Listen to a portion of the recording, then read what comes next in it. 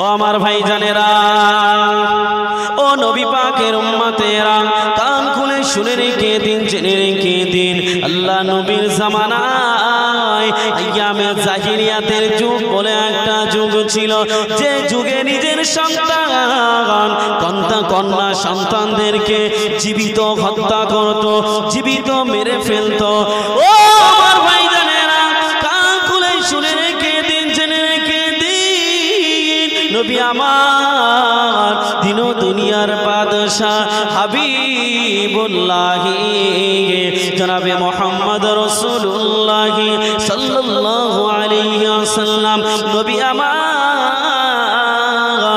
এই হত্যা করাটা, কন্যা সন্তানকে জীবিত মেরে ফেলাটা আল্লাহর নবী বন্ধ করে দিয়ে মেয়েদের মর্যাদা দ্বিগুণ বাড়িয়েছিল। বলুন সুবহানাল্লাহ। আল্লাহর নবী এই মেয়েদের হত্যা করাটা বন্ধ করে দিয়ে মায়েদের সম্মানটা ঊর্ধ্বে তুলে দিয়েছিল। পুরুষের চাইতেও মায়েদের সম্মানটা হাজার হাজার গুণে বেশি। এটা আমার আপনার নবী করেছিল। বলুন সুবহানাল্লাহ। ও ভাইজানেরা, হযরত আইয়া কালবি রাদিয়াল্লাহু তাআলা আনহু তানাকে প্রেসার কি আট করতে লাগলো। ও ভাই দাইয়া কালবি, আমরা তো আমাদের ছোট্ট ছোট্ট বাচ্চাদেরকে, আমরা তো আমাদের কন্যা সন্তানকে আমরা তো মেরে ফেলে দিয়েছি, তুমি কেন তোমার সন্তানটাকে হত্যা করছো না? দাইয়া কালবি নিজের স্ত্রীকে এই কথা বলতে লাগলো। ও আমার প্রাণ প্রিয় স্ত্রী, তুমি শুনে রেখে দাও, জেনে রেখে দাও, আমার বন্ধু বান্ধব, আমার সাথী সঙ্গীরা, তারা আমাকে বলছে আমাদের ছোট ছোট বাচ্চাদের আমরা হত্যা করে ফেলেছি, আমরা তাকে জীবিত মেরে ফেলেছি। তুমি যদি তোমার কন্যা সন্তানকে হত্যা না করো, তাহলে আমরা সমাজের মানুষ তোমাকে বয়কট করতে বাধ্য হব। হযরত দাইয়া কালবি রাদিয়াল্লাহু তাআলা আনহু নিজের স্ত্রীর সঙ্গে যখন পরামর্শ করে, দাইয়া কালবির স্ত্রী বলে, না না না, আমাদের তো একটা মাত্র সন্তান, ওই সন্তানটাকে আমি মা হয়ে কেমন করে হত্যা করতে বলবো? না না না, আমাদের কন্যা সন্তানকে হত্যা করতে বলবো না। হযরত দাইয়া কালবি রাদিয়াল্লাহু তাআলা আনহু একদিন তানার স্ত্রীকে ধোঁকা দিতে লাগলো। ও আমার প্রাণ প্রিয় স্ত্রী, আমি আমার সন্তানকে সাজিয়ে দাও, আমার সন্তানকে নিয়ে আমি একটু ঘুরতে যাব। কোথায় যাবে? এই কথা বলতে হবে। কোথায় যাবে? ঘুরতে যাবে। কাকে বলছে? নিজের স্ত্রীকে বলছে। কি বলছে? যে আমাদের কন্যা সন্তানটাকে ভালো করে সাজিয়ে গুছিয়ে দাও, আমরা আমাদের সন্তানটাকে নিয়ে আমি একটু ঘুরতে যাব। হযরত দাইয়া কালবি স্ত্রীর সঙ্গে এই কথাটা বলল, কিন্তু কথাটা কি বাস্তবেই কি ঘুরতে যাবে? ধোঁকা দিল। কি দিল? এটাকে কি বলা হয়? কাউকে যদি মিথ্যা কথা বলে তার কাছ থেকে তার সন্তানকে নিয়ে গিয়ে যদি কেউ হত্যা করে, তাহলে সে তাকে ধোঁকা দিয়ে তার সন্তানকে মিথ্যা কথা বলে নিয়ে গেল। ঠিক সেম দাইয়া কালবি নিজের স্ত্রীকে একই কথা বলল। কি বলল? যে আমাদের সন্তানকে সাজিয়ে দাও, সন্তানকে আমি নিয়ে একটু ঘুরতে যাব। মনে করছে বাপ বলেছে ঘুরতে যাই না, যেহেতু এই যুগে নারীরা তো মানে কোনো মর্যাদা পায় না, নারীদেরকে হত্যা করে। যাই হোক, আমার স্বামী যতক্ষণ বলেছে ঘুরতে যাবে, এটা একটা আনন্দের বিষয়। ও ভাইজানেরা, কান খুলে শুনে রেখে দিন, জেনে রেখে দিন, হযরত দাইয়া কালবি রাদিয়াল্লাহু তাআলা আনহু নিজের স্ত্রীকে বলল, ও আমার স্ত্রী, আমাদের সন্তানকে সাজিয়ে দাও। স্ত্রী আনন্দের সঙ্গে সন্তানকে গোসল করিয়ে দিল, নতুন জামা পরিয়ে দিল, সন্তানকে গুছিয়ে দিয়ে স্বামীর হাতে তুলে দিল। স্বামী এবারে নিজের সন্তানকে নিয়ে এবারে গুটি গুটি গুটি গুটি গুটি গুটি পায়ে চলতে লাগলো। চলতে চলতে একটা মরুভূমি এলাকায় পৌঁছে গেল, যেখানে বালু আর বালু, মানুষের কোনো সমাগম না। তাইয়া কালবি মরুভূমিতে পৌঁছে গিয়ে নিজের ছোট্ট বাচ্চাটিকে বলে, মা তুমি এখানে দাঁড়িয়ে যাও মা।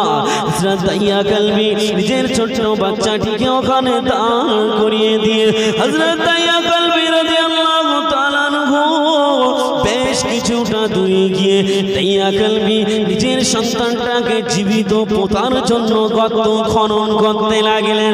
ও আমার ভাইজানেরা, গর্ত খনন করতে গেলে সময় লাগে না, লাগে না। এই সময়টা পার হয়ে যাচ্ছে, অতিবাহিত হয়ে যাচ্ছে। হযরত তাইয়া কালবি রাদিয়াল্লাহু তাআলা আনহু যখন গর্ত খনন করতে লাগলেন, সময়টা যখন অতিবাহিত হয়ে যায়, হযরত তাইয়া কালবির মেয়েটা, তাইয়া কালবির কন্যাটা গুটি গুটি গুটি গুটি গুটি গুটি পায়ে মরুভূমির দিকে এগিয়ে যায়। আমার আব্বা জান কোথায় গেল?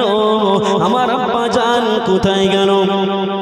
আব্বা জানের সন্তানে হযরত তাইয়া কালবি রাদিয়াল্লাহু তাআলা আনহু গুটি গুটি পায়ে তানার মেয়ে হযরত তাইয়া কালবির কাছে পৌঁছে গেল।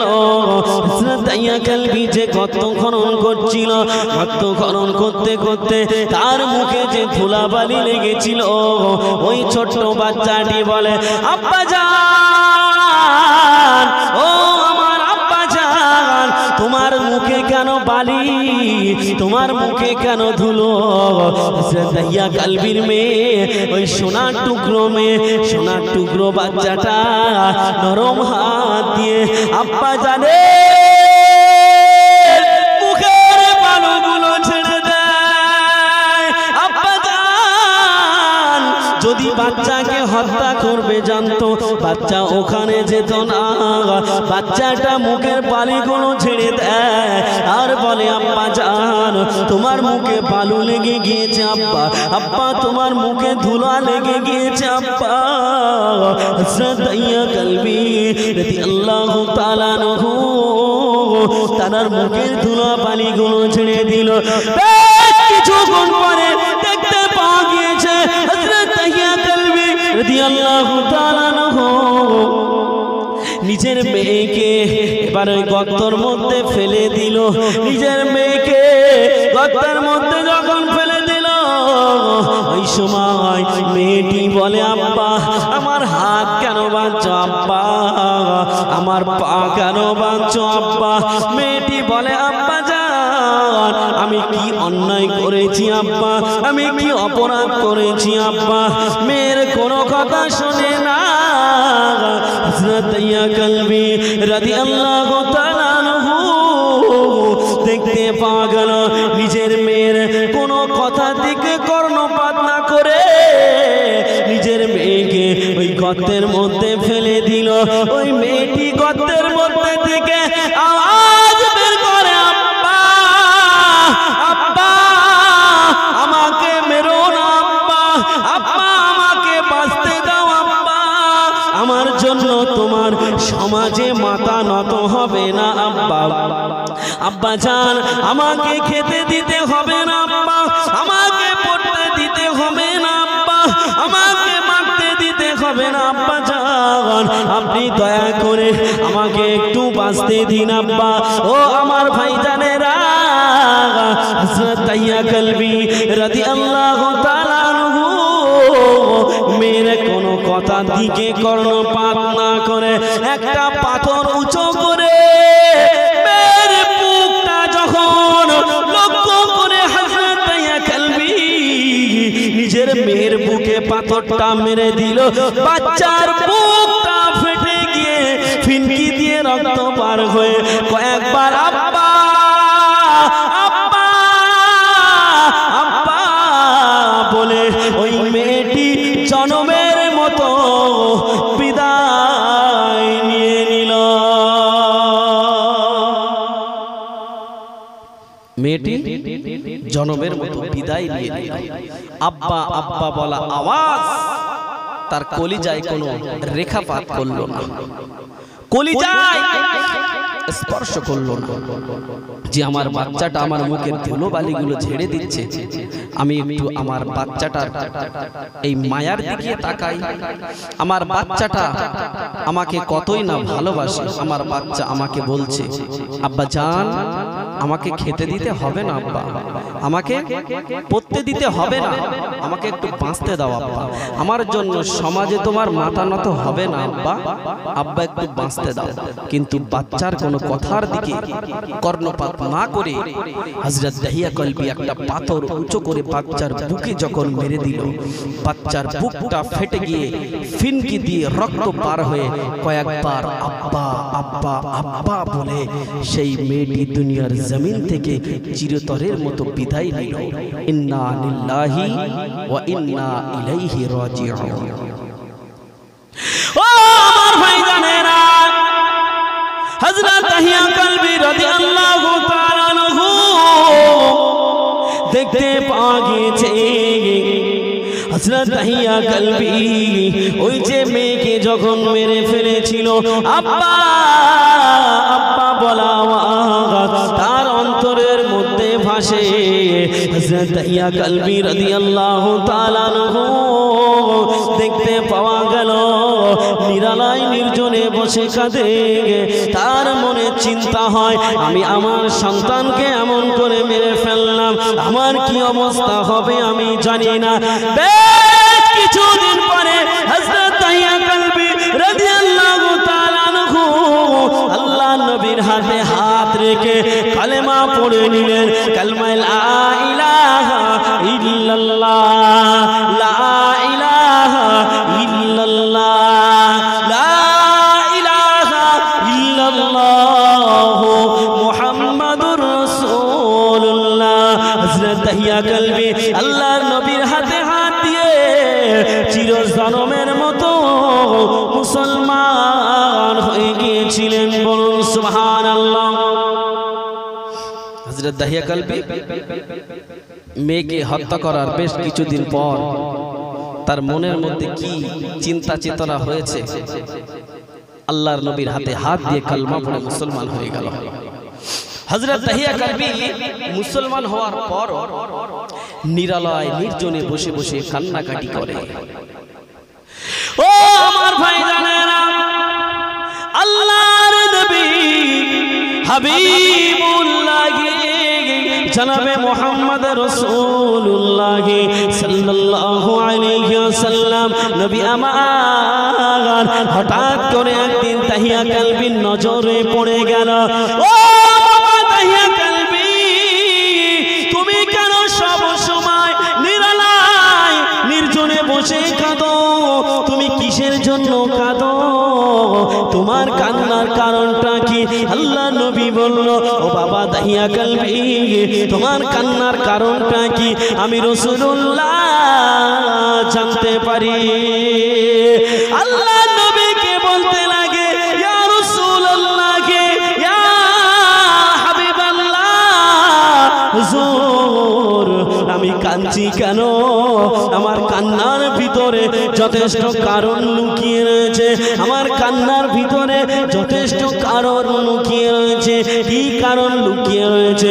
আল্লাহ নবী যখন বলল, আল্লাহ নবীকে ওই সময় বলে, ইয়া রাসূলুল্লাহ, ইয়া হাবিবাল্লাহ, হুজুর আমি যখন মুসলমান হই না, মুসলমান হওয়ার আগে আমি আমার মেয়েকে আমার স্ত্রীর কাছ থেকে ধোঁকা দিয়ে আমার মেয়েকে মিথ্যা কথা বলে নিয়ে গিয়েছিলাম। আমার মেয়েটিকে আমি একটা গর্ত খনন করে সেই গর্তের মধ্যে ফেলে দিয়ে আমার মেয়েটির বুকটা লক্ষ্য করে পাথর যখন মেরেছিলাম, ওই পাথর মারার আঘাতে আমার মেয়ের বুকটা ফেটে গিয়ে ফিনকি দিয়ে রক্ত বার হলো। আর আমার বেটি কয়েকবার আব্বা আব্বা আব্বা বলা আওয়াজ, এই কথাটা আমার অন্তর থেকে মোছে না। আমার মেয়েটি কয়েকবার আব্বা আব্বা বলে দুনিয়ার জমিন থেকে বিদায় বিদায় নিয়েছিল। ইয়া রাসূলুল্লাহ, ইয়া হাবিবাল্লাহ, হুজুর আমার সেই আব্বা আব্বা বলা আওয়াজ আমার মনে ভাসে। ইয়া রাসূলুল্লাহ, ইয়া হাবিবাল্লাহ, আমি এই ব্যথায় কাঁদতেছি। আল্লাহর নবীকে যখন এই কথা বলল, আল্লাহর নবীর চোখ দিয়ে দদ্দার করে পানি গড়িয়ে গড়িয়ে জমিনে টপ টপ টপ টপ করে পড়ছিল। আল্লাহর নবীর চোখ দিয়ে পানি বেরিয়ে জামাটা ভিজে গিয়েছিল। আল্লাহর নবী বলছে, মানুষ এমন কাজ করতে পারে? মানুষ এমন কাজ করতে পারে? মানুষ কি এমনটা কাজ পারে বলে মনে হয়? আল্লাহর রাসূল হযরত দাহিয়া কলবিকে একটু তাম্বি করল, একটু বকাবকি করল।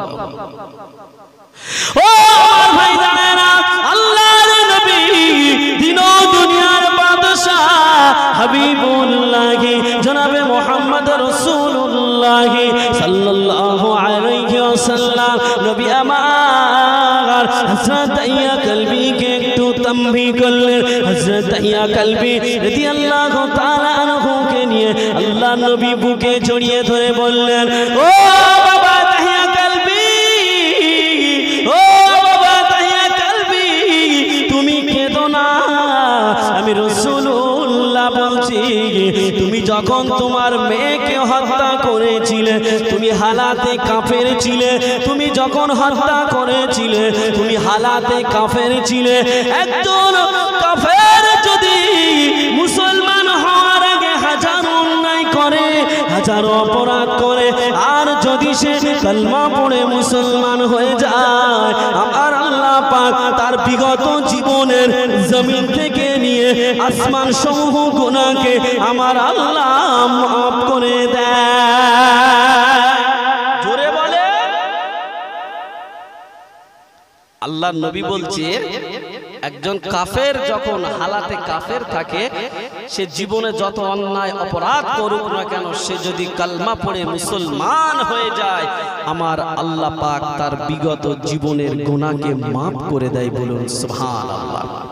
আল্লাহ পাক রব্বুল আলামিন কোরআন পাকের মধ্যে বললেন, কুল ইয়া ইবাদিয়াল্লাযীনা আসরাফু লা তাকনাতু মির রাহমাতিল্লাহ ইন্নাল্লাহা ইয়াগফিরুয যুনুবা জামিআ ইন্নাহু হুয়াল গফুরুর রহিম। কুল ইয়া ইবাদিয়াল্লাযীনা আসরাফু আলা আনফুসিহিম লা তাকনাতু মির রাহমাতিল্লাহ ইন্নাল্লাহা ইয়াগফিরুয যুনুবা জামিআ ইন্নাহু হুয়াল গফুরুর রহিম। বলুন সুবহানাল্লাহ। আল্লাহ বলছে, কুল ইয়া ইবাদিয়াল্লাযীনা আসরাফু আলা আনফুসিহিম লা তাকনাতু মির রাহমাতিল্লাহ ইন্নাল্লাহা ইয়াগফিরুয যুনুবা জামিআ ইন্নাহু হুয়াল গফুরুর রহিম। বলুন সুবহানাল্লাহ।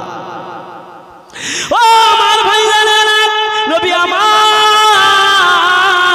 দিন ও দুনিয়ার বাদশা হাবিবুল্লাহ জনাবে মুহাম্মদ রাসূলুল্লাহ সাল্লাল্লাহু আলাইহি ওয়াসাল্লাম বলল, কুল ইয়া ইবাদিয়াল্লাযীনা আসরাফু আলা আনফুসিহিম লা তাকনাতু মির রাহমাতিল্লাহ ইন্নাল্লাহা ইয়াগফিরুয যুনুবা জামিআ ইন্নাহু হুয়াল গফুরুর রহিম। ও আমার ভাইজানেরা, আল্লাহর নবী বলল, কোন বান্দা যদি জমিন থেকে নিয়ে আসমান সমূহ গুনাহ করে, আর সেই গুনার উপরে অনুতপ্ত হয়ে কোন বান্দা যদি তওবা করে, আমার আল্লাহ পাক ওই বান্দার তওবা করার বদলাতে আমার আল্লাহ পাক তার বিগত জীবনের গুনাহকে আমার আল্লাহ মাফ করে দেয়। বলুন সুবহানাল্লাহ। ও আমার ভাইজানেরা, শুধু তাই নয়, আল্লাহ নবী ওই সময় বলল, ও বাবা দাহিয়া কলবি, আমার আল্লাহ পাক শুধু গুনাহ মাফ করে ক্ষান্ত থাকে না, আমার আল্লাহ পাক ওই বান্দার জীবনের গুনাহ মাফ করে দিয়ে যতটা গুনাহ করেছিল ওই গুনার পরিবর্তে অতটাই আমার আল্লাহ পাক নেকি দিয়ে ভরিয়ে দেয়। সুবহানাল্লাহ। মানে বলতে ইচ্ছে হচ্ছে না, হাত ইশারা করছে তাও সুবহানাল্লাহ বলে না। বাবাজি আল্লাহ পাক গুনাহ মাফ করে দিয়ে ক্ষান্ত থাকে না। আল্লাহ কত দয়াময় দেখুন, আল্লাহ বান্দার গুনাহ মাফ করে দিল, যতটা গুনাহ করেছে ওই গুনাহ মাফ করলো এবং যতটা গুনাহ ছিল অতটা পরিমাণ আমার আল্লাহ পাক আরো নেকি দিয়ে ভরিয়ে দেয়। বলুন সুবহানাল্লাহ। ও আমার ভাইজানেরা, আল্লাহর নবী দিন ও দুনিয়ার বাদশা হাবিবুল্লাহ জনাবে মুহাম্মদ রাসূলুল্লাহ সাল্লাল্লাহু আলাইহি ওয়াসাল্লাম নবী আমার ওই সময় হযরত তাহিয়া কলবিকে বুকে নিয়ে বলল, ও বাবা তাহিয়া কলবি, তুমি যখন তোমার মেয়েকে হত্যা করেছো, তুমি তখন কাফের ছিলে, তুমি যখন ঈমানের কলমা পড়ে মুসলমান হয়ে গেছো, আমার আল্লাহ পাক তোমার জীবনের গুনাহ আমার আল্লাহ মাফ করে দিয়েছে। বলুন সুবহানাল্লাহ। ও আমার ভাইজানেরা, আর আমরা যারা অন্যায়, আমরা যারা অপরাধ করেছি, আমার আল্লাহ পাক আমাদেরও জীবনের গুনাহ মাফ করে দেবে। আমরা যদি তওবা করার মতো তওবা করি, আমার আল্লাহ পাক আমাদেরও জীবনের গুনাহ মাফ করে দেবে। বলুন সুবহানাল্লাহ। তবে কি তওবা করার মতো করতে হবে। কি করার মতো বলেছি? তওবা করার মতো করতে হবে। মনে করুন আপনি তওবা করেছেন, আল্লাহ আমি আর জীবনে সুদ খাবো না। মনে করুন তওবা করেছেন, আল্লাহ আমি আর জীবনে হারাম কাজ করব না। তওবা করেছেন, আল্লাহ জীবনে আমি আর নামাজ কাজা করব না। তওবা করেছেন, আল্লাহ আমি শরিয়াত বিরোধী কাজ আমি যতদিন দুনিয়ায় বাঁচব এই জীবনে আমি আর কোনোদিন শরিয়াত বিরোধী কাজ, হাদিস বিরোধী কাজ, কোরআন বিরোধী কাজ আমার জীবনে আমি আর করব না। তওবার শর্ত হলো যে যে অন্যায় করবে সেই অন্যায়টা আর মরণের আগ পর্যন্ত করবে না, এই নিয়াত করে যদি কেউ তওবা করে আমার আল্লাহ পাক তাকে মাফ করে দেবে। আর যদি কেউ তওবা করার পরেও আবার ফের সেই মদখোর, সেই সুদখোর, সেই ঘুষখোর, সেই হারামখোর, সেই শরিয়াত বিরোধী কাজ, সেই বেনামাজেই যদি সে থেকে যায়, তাহলে আল্লাহ পাক তার জন্য পানিশমেন্টটা আরো বেশি করে বাড়িয়ে দেবে। সুতরাং আমরা প্রত্যেকেই আল্লাহর কাছে খালেস দিলেতে তওবা করব। তাওবাতুন নাসুহা। কি বলেছি? তাওবাতুন নাসুহা। আমরা এমন তওবা করব যে গুনার জন্য তওবা করব, সেই গুনার দিকে জীবনে আর আমরা ফিরে তাকাবো না। মুহাম্মদে দরুদ আল্লাহুম্মা সাল্লি আলা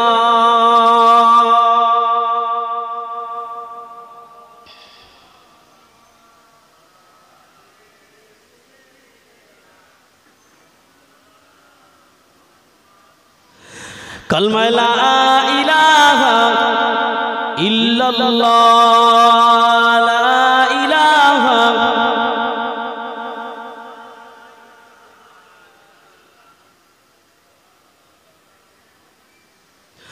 আখিরে রাসূল তুমি নবী আকরাম, আখিরে রাসূল তুমি নবী আকরাম, তোমার কদমে মোর হাজারো সালাম। পড়েন তোমার কদমে মোর হাজারো সালাম।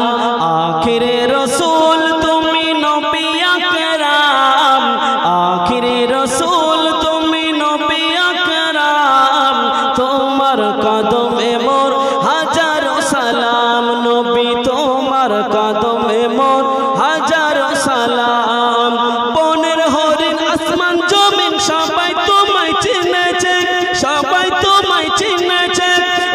আকাশের মেঘমালা ছায়া তোমায় করেছে, ছায়া তোমায় করেছে, মিশকে আম্বার যার গায়ের ওই ঘাম। জোরে বলেন সুবহানাল্লাহ। চিল্লে হলো না? ভোটের সময় দেখি সবাই বলে ইনকিলাব জিন্দাবাদ, আমরা খাবো তোমরা বাদ, তখন গলার ভোল্টেজ থাকে 100 গলার শির বের করে ফেলছে চাচা, গলার শির বের করে ফেলছে ভোটের সময় গিয়ে মিছিলে গিয়ে।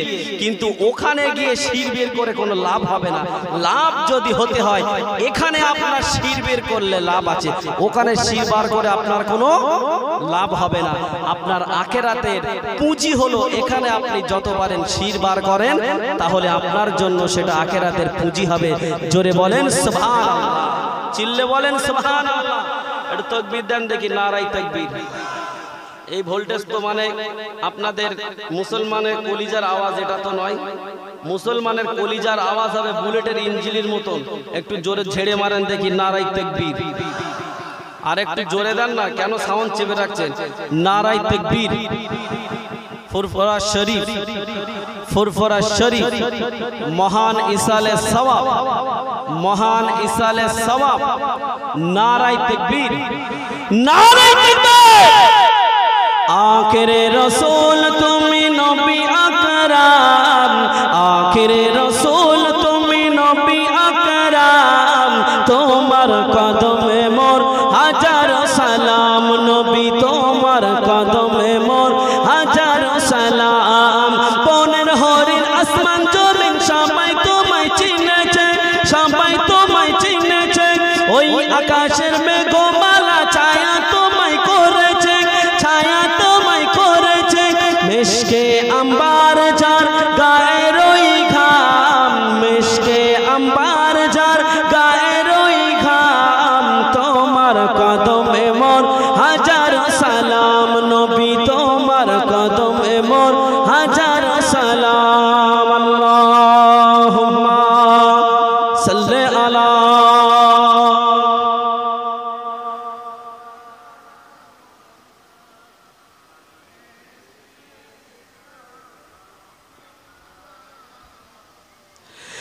আবু বকর উসমান উমর সবাই তোমায় দিওয়ানা, সবাই তোমায় দিওয়ানা। আবু বকর উসমান উমর সবাই তোমায় দিওয়ানা, সবাই তোমায় দিওয়ানা। বুকে গরম পাথর বেলাল নবীজিকে ভোলে না, নবীজিকে ভোলে না। অন্তরে গেঁথেছিল নূর নবীর নাম। জোরে হলো না? আল্লাহর নবীকে এত ভালোবেসেছিল বেলাল, হযরতে বেলালের বুকের উপরে পাথর চাপিয়ে দিয়েছে। আর বেলালকে বলছে, বেলাল তুই শুধু বল যে আমি রসুলকে ভালোবাসি না, রসুলকে মানি না, আল্লাহকে মানি না, তুই শুধু আমাদের কাছে এতটুকু কথা বল। হযরতে বেলাল বলেছিল, ওরে বেঈমান তোরা শুনে রেখে দে, ইমানদার কোনো বেঈমানদের কাছে কখনো মাথা নত করে না। ওরে বেঈমান তোরা শুনে রাখ, আমি বেলাল বলছি, আমার ধরে যতক্ষণ জান থাকবে আমি বেলাল এক মুহূর্তের জন্য আমি আমার আল্লাহ আল্লাহর রসুলকে ছাড়বো না। বলুন সুবহানাল্লাহ। তাই বলছে আবু বকর উসমান উমর সবাই তোমায় দিওয়ানা, সবাই তোমায় দিওয়ানা। বুকে গরম পাথর বেলাল নবীজিকে ভোলে না, নবীজিকে ভোলে না। অন্তরে গেঁথেছিল নূর নবীর নাম, অন্তরে গেঁথেছিল নূর নবীর নাম। তোমার কদমে মোর হাজার সালাম, নবী তোমার কদমে মোর হাজার সালাম। আখিরে রাসূল তুমি নবী আকরাম, তোমার কদমে মোর হাজার সালাম, নবী তোমার কদমে মোর হাজার সালাম। আল্লাহুম্মা সাল্লি আলা। একটু উচ্চ আওয়াজে পড়েন বাবা।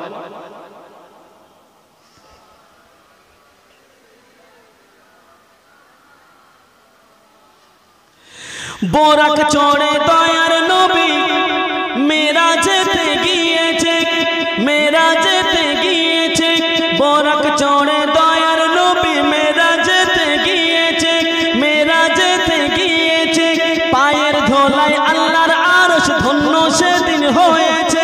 ধন্য সেদিন হয়েছে।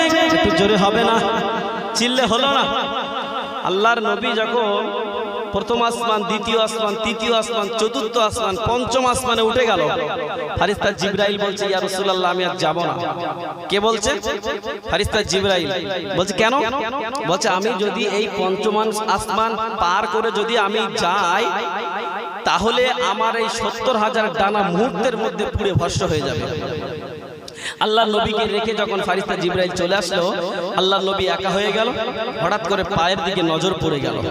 যখন পায়ের দিকে নজর পড়লো, আল্লাহর নবী বলছে, ইস, আমি সেই ছেঁড়া জুতো পরেছিলাম, এই নিয়ে আমি মিরাজে চলে এসেছি। আল্লাহর নবীর হঠাৎ করে সেই নবী মূসার কথা মনে পড়ে গেল। আল্লাহ পাক তো দুনিয়ার জমিনে নবী মূসাকে ডেকেছিল তুর পাহাড়ে, আর নবী মূসাকে বলেছিল, ও নবী মূসা, তুমি পায়ে জুতো দিয়ে তুর পাহাড়ে উঠছো? নো নো নো, তোমার জুতাটা খুলে তারপরে তুর পাহাড়ে। আল্লাহর নবী বলছে, নবী মূসাকে যতক্ষণ তুর পাহাড়ে আল্লাহ উঠতে দেয়নি জুতো পায়ে দিয়ে, আর আমি যাচ্ছি আল্লাহর সঙ্গে দেখা করতে সেই আরশে আজিমে, আর আমি জুতা পাইতে যাব? আল্লাহর নবী বলছে, আমার জুতায় তো নোংরা আছে, ধুলাবালি আছে, তাও ছেঁড়া জুতো। আল্লাহর নবী সেই জুতাটা খুলতে যাবে, এমন সময় আওয়াজ আসলো। আল্লাহর নবীকে বলছে, হাবিব, খবরদার তুমি জুতা খুলবে না। তোমার জুতো ছেঁড়া থাক, ফাটা থাক, আর যাই থাক, তোমার জুতোয় যে ধুলাবালি লেগে আছে, ওই জুতার ধুলাবালি দিয়ে আমি আল্লাহ পাক আমার আরশে আজিমকে ধন্য করব। বলুন সুবহানাল্লাহ। তাই কত সুন্দর ভাষায় বলছেন, বোরাক চড়ে দয়ার নবী মেরাজেতে গিয়েছে, মেরাজেতে গিয়েছে, পায়ের ধোলায় আল্লাহর আরশ ধন্য সেদিন হয়েছে, ধন্য সেদিন হয়েছে। জান্নাতের ওই রুমে রুমে লেখা নবীর নাম। জোরে হলো না? জান্নাতে কার নাম? রাসূলের নাম দিয়ে আল্লাহ পাক ডিজাইন ডিজাইন করে রেখে দিয়েছে। বলুন সুবহানাল্লাহ। তাই বলছে, জান্নাতের ওই রুমে রুমে লেখা নবীর নাম, তোমার কদমে মোর হাজারো সালাম। নবী তোমার কদমে মোর হাজারো সালাম।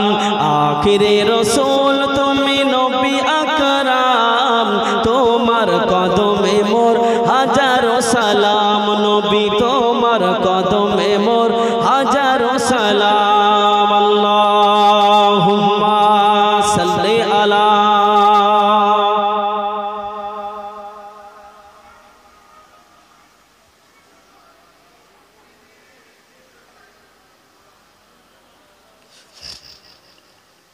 তো বাবাজি, যে কথা বলতে বলতে এই পর্যন্ত আসলাম, হযরত দাহিয়া কালবি তিনি জীবনের যত অন্যায় অপরাধ ছিল তিনি তো তওবা পড়ে মুসলমান হয়েছে। আমার আল্লাহ পাক তো তাকে মাফ করে দিয়েছে। বলুন, দিয়েছে না? তাই না? এই কথা কে বলেছে? রাসূলুল্লাহ বলেছেন, রাসূলুল্লাহ বলেছেন। তো হযরত দাহিয়া কালবিকে যদি মাফ করে দেয়, তাহলে আমাদের জীবনে কি এমন বড় বড় গুনাহ আছে যে আমাদের মেয়েকে আমরা হত্যা করেছি? এমন বড় গুনাহ নাই তো। তাহলে আমরাও যদি আল্লাহর কাছে চাই, আল্লাহ আমাদের মাফ করে দিতে পারে। সুতরাং আমরা প্রত্যেকেই জীবনের গুনার দিকে লক্ষ্য করে আমরা তওবা পড়ে নেব, এবং যে কাজগুলো আমরা করেছি, সে কাজ, যে অন্যায়গুলো করেছি, সেই অন্যায় আমরা করব।